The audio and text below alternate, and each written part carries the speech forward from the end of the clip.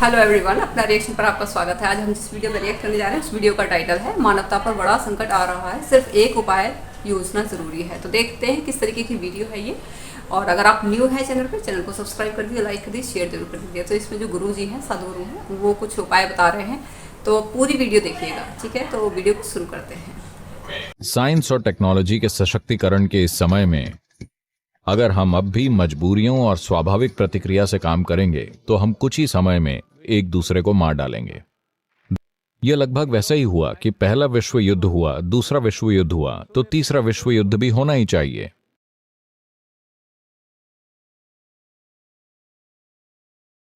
तीन में से एक अमेरिकन वयस्क चिंता और डिप्रेशन के लक्षण रिपोर्ट करते हैं। उनके अनुमान से 2050 तक पूरे विश्व में, अमेरिका में ही नहीं, पूरे विश्व में 30 से 33% मानव जनसंख्या मानसिक रूप से बीमार हो सकती है। बस 2050 ज्यादा दूर नहीं है, 33% हो गया, मतलब हर 3 आदमी में एक गया।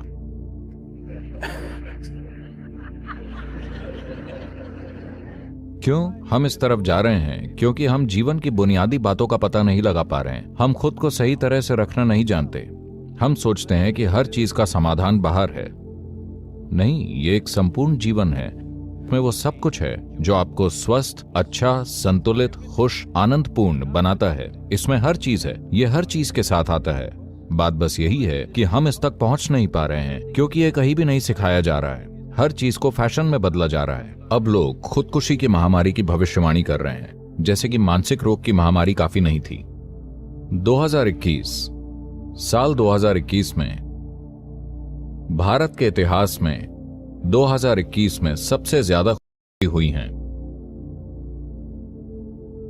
1,30,000 से ज्यादा लोग खुदकुशी की। 18,600 से ज्यादा लोग 18 साल से कम उम्र के। 7,200 से ज्यादा 15 साल से कम उम्र के बच्चे। 12-13 साल के बच्चे खुदकुशी क्यों करना चाहते हैं जब उनमें जीवन फूटना चाहिए? जब आप 12-13 साल के होते हैं तो आप में जीवन फूटना चाहिए, लेकिन वो खुद करना चाहते हैं। हम बुनियादी तौर पर कुछ गलत कर रहे हैं, है कि नहीं? नहीं तो बच्चे क्यों खुदकुशी करना चाहेंगे? लेकिन दुनिया में हर जगह ऐसा ही हो रहा है क्योंकि हमने इंसानों पर ध्यान नहीं दिया है। हम बाकी सब जगह ध्यान दे रहे हैं। इंसानों पर ध्यान देने के लिए क्लासिकल योग को जीवन में लाना होगा, और हो सकता है बस योग हर कोई ना कर सके, इसलिए हम इसके साथ कुछ शास्त्रीय कलाएं ला रहे हैं जिनमें योगिक सिस्टम होता है। इसमें है शास्त्रीय नृत्य रूप, शास्त्रीय संगीत और मार्शल आर्ट, जिसे कलरी कहते हैं, जो दुनिया में सभी मार्शल आर्ट्स की मां है। तो हम इन 3 कलाओं को और योग को साथ में ला रहे हैं। कृपया इसका लाभ उठाएं, इसका हिस्सा बने। ये जाकर एक प्रोग्राम करने के बारे में नहीं है, आपको इसे बढ़ाकर सबके लिए उपलब्ध कराना चाहिए। इस समय जिस तरीके से दुनिया आगे बढ़ रही है और इंसान ने तकनीक और विज्ञान के रूप में जो भी हासिल किया है, सबसे महत्वपूर्ण चीज जो होनी चाहिए वो है मानव चेतना को ऊपर उठाना। साइंस और टेक्नोलॉजी के सशक्तिकरण के इस समय में अगर हम अब भी मजबूरियों और स्वाभाविक प्रतिक्रिया से काम करेंगे तो हम कुछ ही समय में एक दूसरे को मार डालेंगे।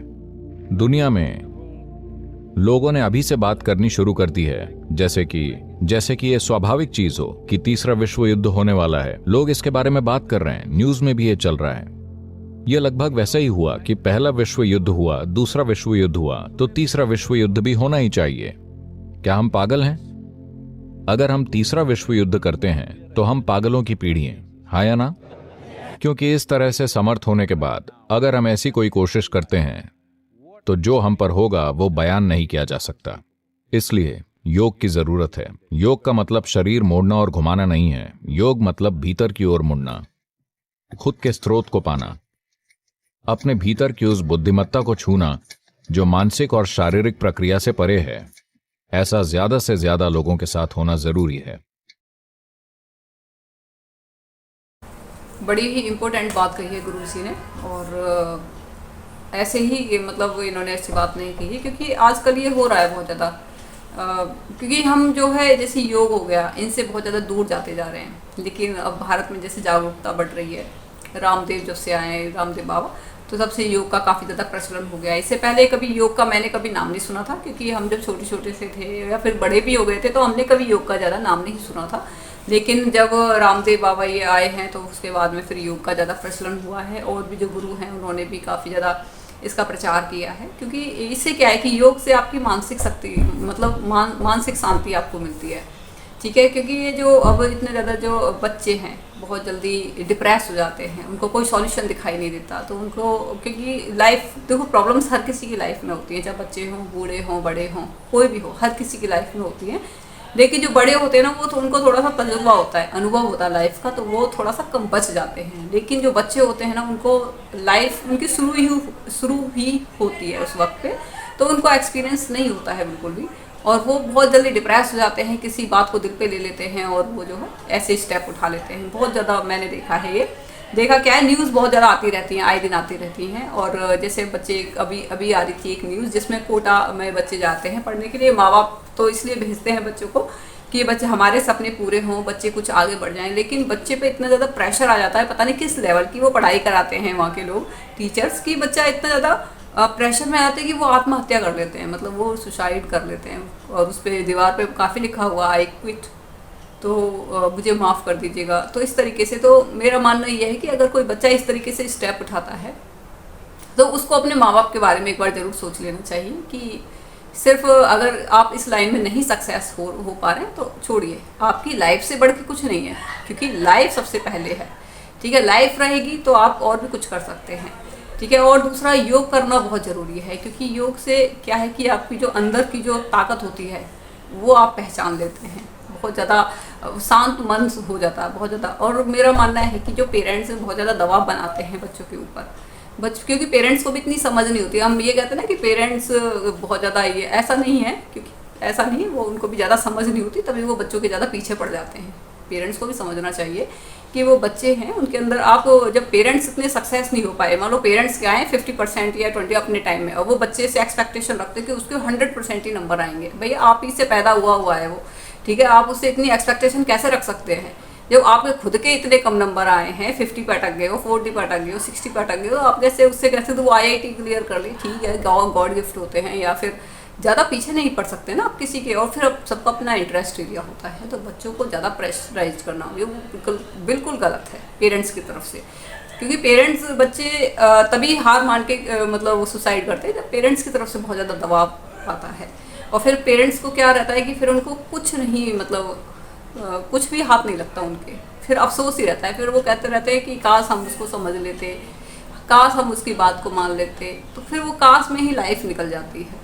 क्या है कि पेरेंट्स को इस चीज़ को समझना चाहिए। पेरेंट्स को सबसे पहले दूसरों को समझने से पहले खुद को समझ लेना चाहिए। सबसे पहले उनको योगा करना चाहिए, उनके अपने जो अंदर की जो बुद्धिमत्ता है उसको देखना चाहिए, स्पिरिचुअल बनना चाहिए उनको। जितना वो स्पिरिचुअल होंगे उतना ही वो, उनका जो बिहेव होगा बहुत ज़्यादा शांत होगा, और वो बच्चों के साथ भी बिल्कुल शांत स्वभाव से बात करेंगे। वो बच्चों से लड़के या फिर इस तरीके से बात नहीं करेंगे, और बच्चे भी बड़े ही अच्छे तरीके से पढ़ेंगे। अगर नहीं भी हो पा रहा है तो ज़रूरी नहीं है कि हर कोई, मतलब हर साल मान लो 50 बच्चे हैं तो 50 के 50 ही डॉक्टर बनेंगे, ऐसा नहीं है। सबकी अपनी अपनी क्वालिटी होती है, हर किसी के अंदर एक स्किल्स होती हैं हर किसी की।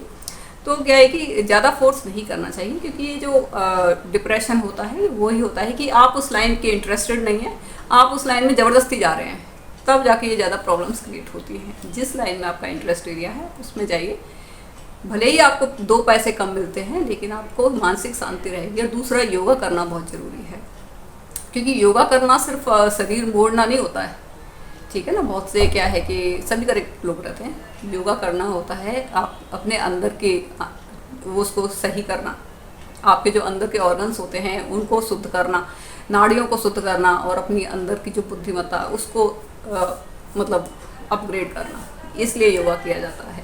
और जैसे अब ये अमेरिका में बता रहे हैं, अमेरिका के जो लोग हैं उनकी लाइफ भी कुछ ऐसी रहती, कोई ज़्यादा खास नहीं रहती उनकी ना, क्योंकि मैंने देखा उनका खान पान भी ब्रेड से ही शुरू होता है, ब्रेड पे आगे ख़त्म हो जाता है, पिज़्ज़ा ब्रेड बर्गर।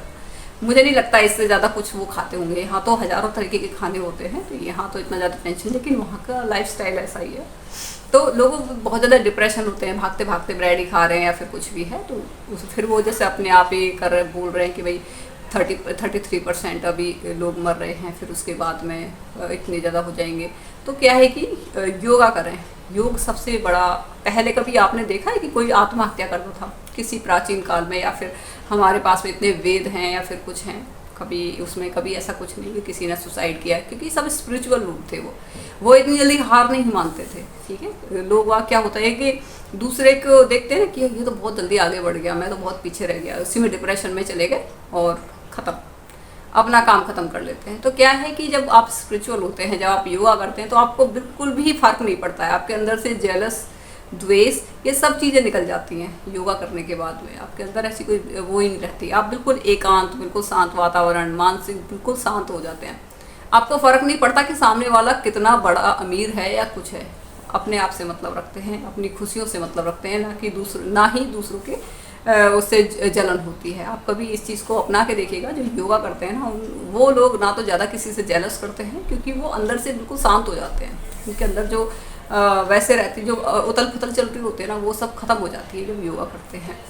और इतनी ज़्यादा जो बीमारियाँ होती हैं, ये भी इसी वजह से होती हैं, बहुत ज़्यादा डिप्रेशन में आ जाते हैं। तो योगा वगैरह ही सबसे बड़ा इलाज है। कभी किसी को कोई प्रॉब्लम होती है तो सिर्फ और सिर्फ योगा ही सबसे बड़ा इलाज है, और कोई नहीं है। योगा करो, एक्सरसाइज करो। दूसरा क्या है कि जैसे अब मार्शल आर्ट बोलते हैं, इंडिया से ही निकला हुआ है ये। तो बहुत सारे यहाँ की तो संस्कृति बहुत ज़्यादा रिच रही है। वो अलग बात है कि अब धीरे धीरे इस संस्कृति को बाहर लेके आ रहे हैं। ठीक है, एक टाइम पे तो बहुत ज़्यादा हीन भावनाएं, हंसते थे लोग कि जब बोलते थे ना कि भारत से निकला हुआ है, तो हंसते थे कि हाँ भारत से निकला हुआ है, तो कोई ट्रस्ट, क्योंकि जब आपको कमज़ोर हो जाते हैं ना, तो सभी कह देते हैं कि ऐसा कुछ नहीं हुआ था। ठीक है, तो उसको मेंटेन रखना बहुत ज़रूरी है। तो सदगुरु जी ने बिल्कुल सही बात कही है इन्होंने, और यही चीज़ होना चाहिए कि आपकी मानसिक शांति अगर आप रखोगे, मीन्स योगा करोगे, तभी आपको ऐसी कोई प्रॉब्लम नहीं आएगी। ना ही कोई मरेगा, ना कोई कुछ करेगा, ना कोई सुसाइड करेगा। तो बड़ी ही अच्छी मतलब वीडियो है उनकी, और काफ़ी ज्ञानवर्धक है। तो आप बताइएगा आपको कैसा लगा हमारा रिएक्शन। अगर आपको ये वीडियो पसंद आई हो, मीन्स आपको ये रिएक्शन पसंद आया हो, तो आप इस चैनल को सब्सक्राइब कर दीजिए, लाइक कर दीजिए, शेयर जरूर कर दीजिएगा। जय श्री राम।